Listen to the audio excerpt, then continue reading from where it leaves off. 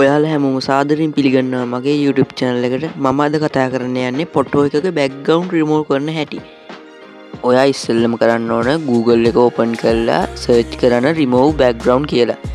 ඊට පස්සේ remove.bg කියන site එක උඩ එකපාරක් touch කරන්න. upload image කියන තැනට background එක අයින් කරන්න ෆොටෝ එක upload කරන්න.